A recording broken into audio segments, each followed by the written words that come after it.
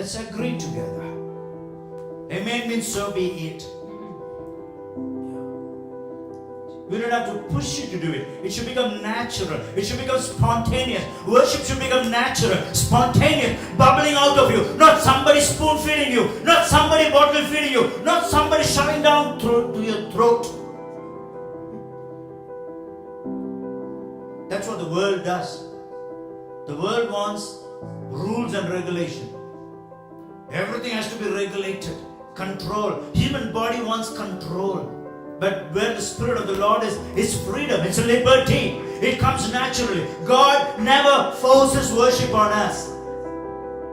God never wants forced worship, forced Bible reading. He just walks away. If you don't do it with your heart, He just walks away. He just walks away. Samson, Saul knew not when the Holy Spirit walked away. Saul did not know. Holy Spirit walked away. Our attitude of our heart in worship determines our altitude. How high you fly in the sky with the Most High. If you come with an attitude, I got problem, I got sickness, I got issues to be sorted out, I'm emotionally, I'm a psychic, I'm a kind of psychologically introverted, depressed, oppressed, suppressed, throw your culture into the dustbin before you come in. Amen.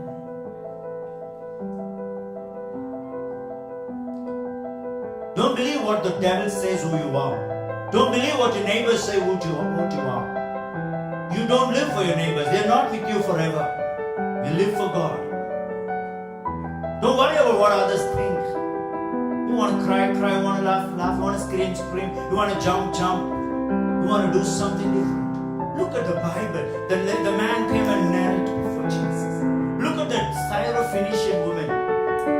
She came into the borders of Israel. She pushed all those women. God likes audacity, boldness to come into the throne of grace. Somebody pushing in spite of all negativity all around.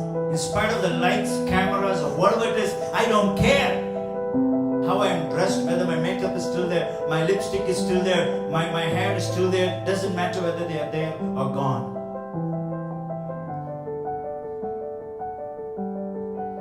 Everything becomes shadows in the light of Jesus.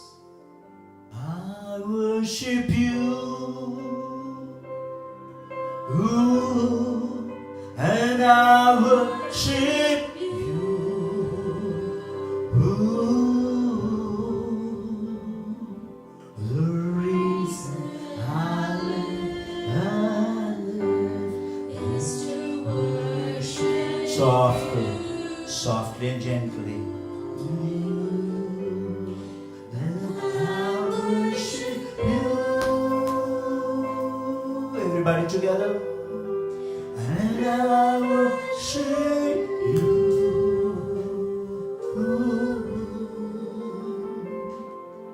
The reason I live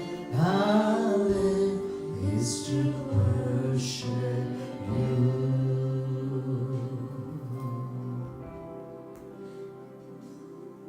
When I look into your holiness,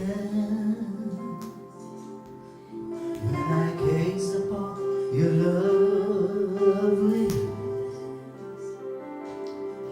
when all things that surrounds me become shadows in the light of you.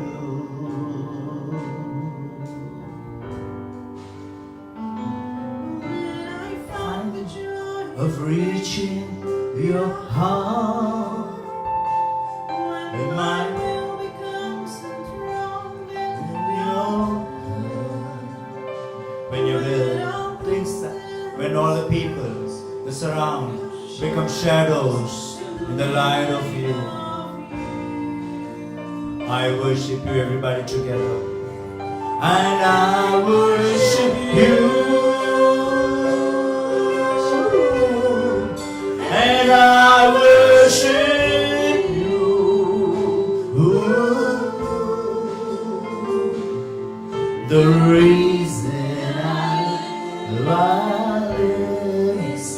worship you. When I worship you, and I worship you. Yes, Lord. When the reason I live is to worship. The song says, when I look into your holiness, when I look into your holy face, when I gaze upon your loveliness, when all things that surrounds me, when all people that surrounds me, when all mountains that surrounds me, mountains that surrounds me, when my ego, my issues, my everything, I think, when my mind, everything that I think in my mind becomes shadows, becomes shadows in the light of you. When I gaze upon your loveliness, there's a healing in the presence of God. There is deliverance in the presence of God. There's salvation in the presence of God. Liberty in the presence of God. It's not the message, it's not the preaching, it's not the church, it's not playing church, it's not doing church. It's not about our order of service.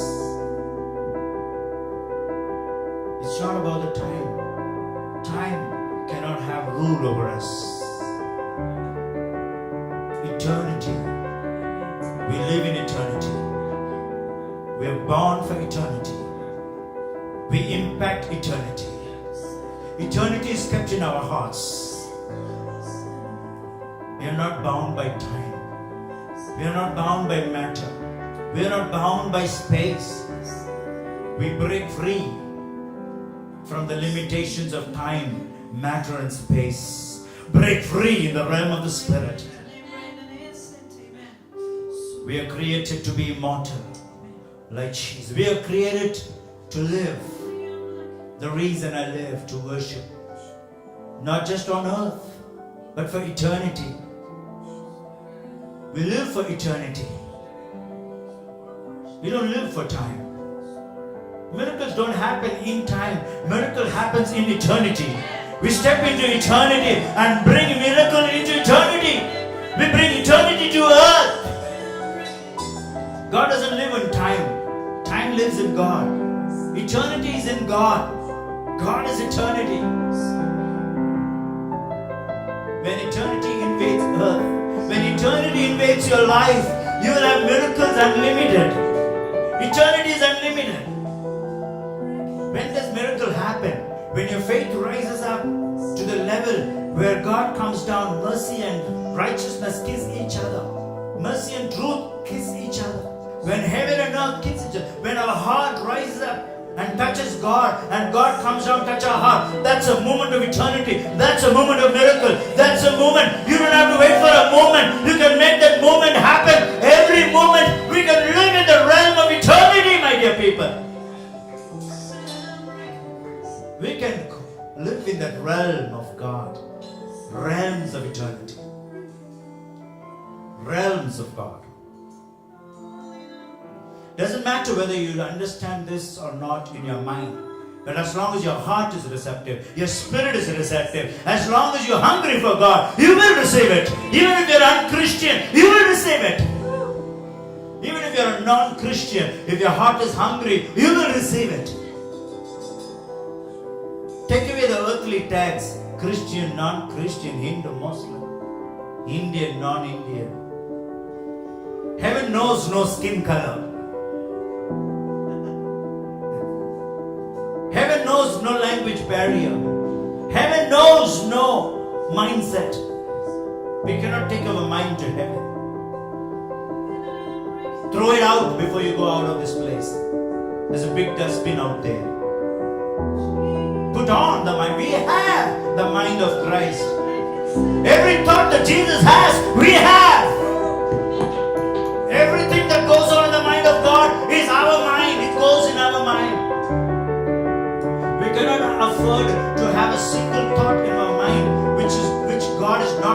about us.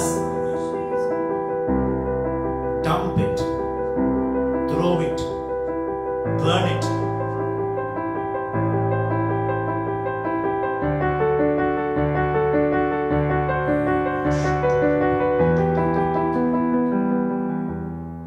Millions cannot purchase this presence that we are enjoying. This presence is so costly.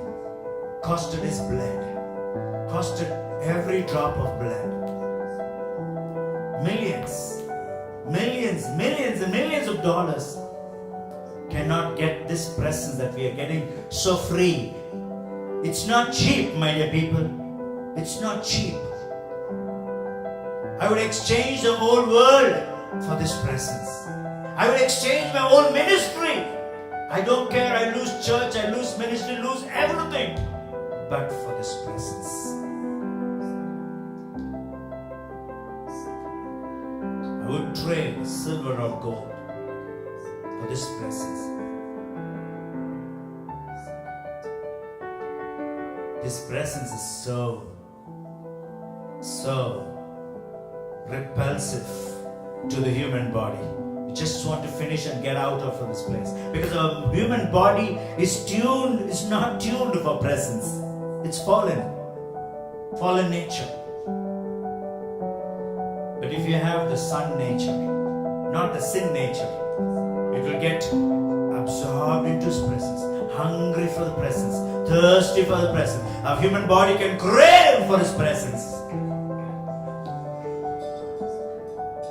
The repulsiveness is gone when the yieldedness comes in. When you yield yourself, when the brokenness comes in, when the tears come in, your body begins to long for his presence. There are 3 realms. Asking realm, where we come to worship God asking for miracles, healings. There's another realm, seeking realm, where we seek his face, seek his glory. There's another realm, knocking realm, where you crave, where you long, where your body craves for entering into the glory realm. We need to come to that knock. The 3rd realm, throne room realm. ASK. Ask until you receive. Seek until you find. Knock until the door is open unto you. Until the doors open. He is the door. Knocking till when you knock, you have to knock when you reach the door.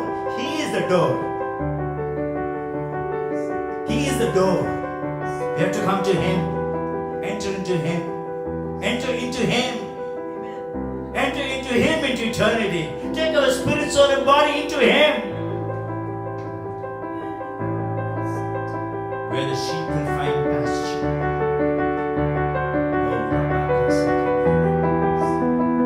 I am purposefully, deliberately, intentionally dragging the worship. I know it could be boring for some of us. I want it to be that way, so that our self dies.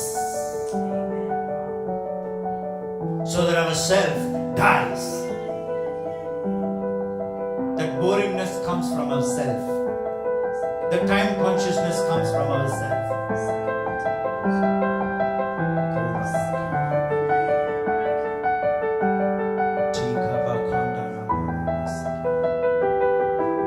We are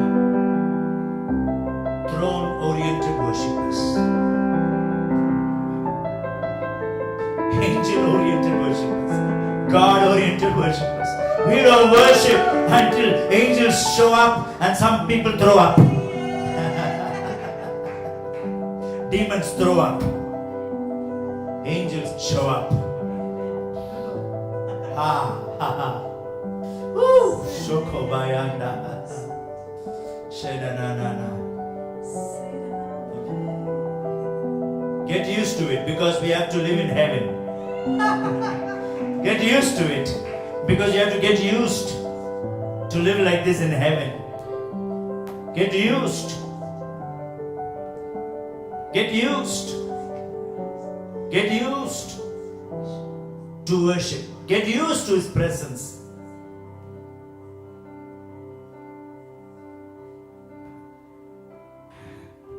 When you are used to worship like this in His presence, there's not a single prayer request that will be refused from heaven. You will never be refused your entry into heaven. Angels will give you a high five as you enter into the throne room. Angels will welcome you. They will just create a fire tunnel as you walk in. Saints of heaven will just give you a fire tunnel as you walk in to the throne room. You cannot just walk into the throne room. You have to cross all these people. And you receive an impartation from all these people. Catherine Kuhlman will say, hi, and welcome you to the throne room. Smith Wigglesworth will say, hi, and welcome you to the throne room. John G. Lake, Billy Graham, all these people will welcome you into the throne room. And will receive that impartation. Get used to worship. It's been a long time that I'm enjoying this kind of presence. Thanks, Regina. Thanks, Debbie. Thanks, Jennifer. Thanks, Dave. In spite of all the noise we made, He made it.